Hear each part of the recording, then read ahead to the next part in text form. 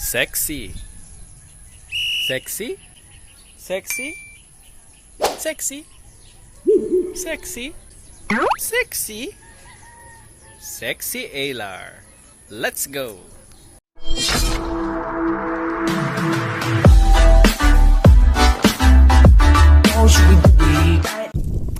What's up guys? Doc Reggie here, your most approachable aesthetic surgeon. At ngayon, nasa tubig na naman tayo. Meron po ako kasama dito, ayan o, si Guys. At ngayon, pinapanood namin nagkakayaking si Mami. Sa ngayon, relax na muna tayo, peaceful. Sorry na iwan ko yung lapel ko, so baka mahangin. Very chilly ngayon. Alam ko mainit dyan sa ibang lugar, pero dito ang lamig, ang presko, grabe. So kaya ako nag-video kasi maraming mga questions na siguro mga magandang sagutan habang relax tayo, di ba? Kung gusto nyo may mga question na masagot agad, comment lang kayo ng comment. Pag lagi ko nakikita yung question na yun, sasagutin naman natin. So, ang unang question na lagi ko nakikita, Doc, ano ba talaga yung sexy alar? Saka, ano ba, may yung regular alarplasty na sinasabi ko. So, yun. Bale, ang regular alarplasty nag-enjoy yung isa, oh. Ang regular alarplasty ay bale hiwalay yung base trim, natin dito sa sides para manaraw natin yung wideness ng alars. Tapos iba rin yung alar lift. Yung alar lift, kino-correct niya yung ganyan. Ako meron din yan, oh. Tawag dyan elephant ears. Ganyan, nakaganyan, di ba? So, itataas natin yan para maging maganda yung curve ng ating alars. So, yun yung alar lift. The most common... Oh, andun na pala si Mami, oh. Hi, Mami! Woo! Ayan, oh. Ang most common technique is the sail excision coined by ENT surgeon natin, Dr. Yap. Hi! So, I'm swimming! Store po naman to. Enjoy lang tayo. So, yun. Don't splash me. Ayun. So, yun. Pinapaganda niya kasi yung curve ng alars. Yan, ganyan. Ngayon, yun yung nasa libro at nag-release si Doc ng journal. Nasa journal yan. So, may documentation tayo na maganda dyan.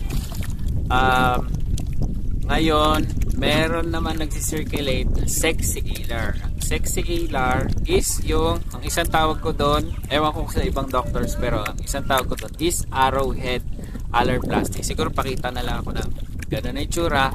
Yan, ganyan. Yan, yung ganyan talaga yon. Yan, ganyan, nakataas. So, talagang nakataas yon. Yan, ganyan usually yung sexy alar. Hindi ko siya ginagawa. Paulit-ulit ko sinasabi, hindi ko siya ganong ginagawa unless requested. No, syempre, trained tayo gawin lahat ng techniques. Hindi ko lang siya gusto kasi yung scars niya nandito sa labas. Nautog ako. Dito bump car. Dito bump car. Ayun, nasa balsa lang ako. So, nawala ako. Ayun. So, ang cut ng sexy alar, kung makikita nyo dito sa image, nandito sa labas. So, sa labas. Yan. So, tatanggalin niya talaga itong lahat. No? Tapos, kasama na yung base trim para mailapit natin doon. Yan. As compared sa yan, ganyan. Parang magiging ganyan. Yan. Okay? Maalis talaga lahat. Ang problem dyan is mas mataas yung risk ng scarring dito sa labas. No, diyan sa labas. Siguro parang ganito. Hindi ikaw yung tinuturo ko, mami, ha? Meron na papakita dito. Ayan, yan. Takpan natin. Yan. So, yan. So, yun yung... Kaya hindi ko gusto yung sexy ALAR. Unless requested. Kung sure na yung patient, sige, yun yung gagawin natin.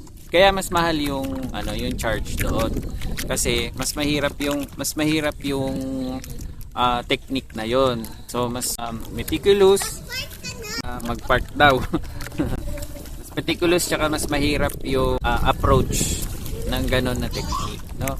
Pero since trend siya, sige, okay, basta sure na sure yung patient, alam niya yung pwede maging outcome, tsaka yung taas ng risk ng scarring, pwede, payag ako. Pero yan na naman, inuulit ko pa ulit din naman ako na yung regular alarplasty, actually, na yung ginagamit kong technique, yung isang technique combined ng aking mga mentor, yung isa yung the late Dr. Anthony Hoson, meron siya corset plasty, corset plasty. Yun yung isa sa mga sinasabi niya, scarless alarplasty, kasi sa loob lang talaga yun, sa loob lang yung cut. Malilift naman natin yung ALARs, kahit na sa loob. Pwede yung corset plasty or yung typical na sail excision tapos extended, no? May technique na ako nun para ma-achieve pa rin natin yung alar lift natin. Ganun yun, ha? So, pag magtatanong kayo, Doc, sexy ALAR, ganyan, siguraduhin nyo muna sa akin. Siguraduhin nyo muna na yun yung gusto nyo. Kasi mas mataas talaga yung charge nun. Kaya kung sure na kayo, edi sige, okay, go tayo. Pero otherwise, yung mga bira ko mag-post ng mga patient. Pero kung makikita nyo sa mga post ko, mga patients, mga mababait kong patients na yan kung nakikita nyo, walang sexy ALAR nun. Yun lang yung technique. Ganun yung lumalabas, no? Ganun kaganda yung lumalabas na lift natin, alar lift. Pero sail excision combined with corset plasty lang yun. Ngayon, kung siniswerte naman kayo, kung hindi ganun kalapad yung nose nyo, di ba? Panoorin nyo yung alarplasty na video. Nandun may measurement doon, no? Hindi naman ganun ka-strict, pero pwede siya maging guide, no? Kung within the measurements naman kayo ng magandang ALARs, hindi ganun kalapad, pwede natin gawin yung scarless alarplasty, no? Yun. So hindi na tayo magka-cut dito sa sides. Ano na lang, sa loob lang tayo, no? Mahihila natin konti, tsaka malilift natin. Wala nang cut doon sa sides. Magagawa natin yan. Pero kung malapad, sorry na lang, peace, love you. Kailangan talaga mag-cut para natin, mabawasan. Wow. Tsaka yung mga makakapal na ALARs, thick ALARs, tapos yung flared, yung bilog na bilog, parang bola, kailangan natin mag-cut talaga dito sa side. Ayun. Lastly, huwag kayo masyado mag-alala sa scarring tsaka sa keloid. Kahit keloid formers, dami kong patient na ganyan, no? Huwag masyado mag-alala. Basta masundan lang yung mga aftercare instructions ko, no? Medyo strict ako doon. Medyo strict ako sa aftercare instructions. Pero kung masusundan nyo, scarless ang kalalabasan, no? Medyo mahirap syempre pag sinabi ko, 10 times a day ka maglilinis, 20 times a day, try mo na lang sundan, no? Isang linggo lang yan, 1 week of hirap ng paglilinis, ng aftercare, no? Bigyan mo ng oras, bigyan mo ng attention. Pag nakalusot ka dyan at ang linis-linis, ang ganda, yung scars almost invisible na yan in a few days, in a few weeks, no? Pero kung nahirap na, alam mo yun, hindi mo nagawa, nahirapan ka, may mga scab na, wala tayong magagawa. May scar marks talaga. Ganun talaga yung mangyayari, no? Kaya ako, pag mag-instruct ako, as much as possible, as frequent as possible, No? So magtatanong yung mga patient, Dok, kaya ba yan magtrabaho kagad? Kaya ba yan na may pasok? Kung kaya mong maglinis pag may school ka or may trabaho ka, edi sige, okay, go tayo doon. Pero kung mahirap, walang maayos na CR, hindi ka madaling makakaupo doon maglinis, might as well mag-rest ka na lang for that week. Bigyan mo ng attention. Dami kong patient na ang ganda ng mga ng heel nila, sinusundan nila. No, huwag ka matakot, maraming tahi, hindi yan bubuka, basta ako nagsara. Okay? So, sa susunod na ang ibang mga questions. Okay, sa ngayon, tailors mo na yung in-address natin. Okay?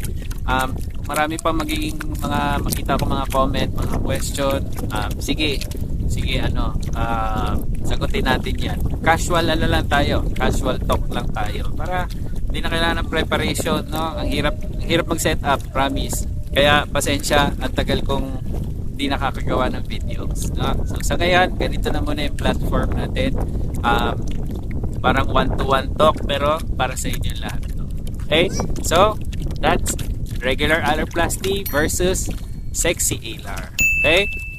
See you ulit sa next video. Peace. Love you. Bye.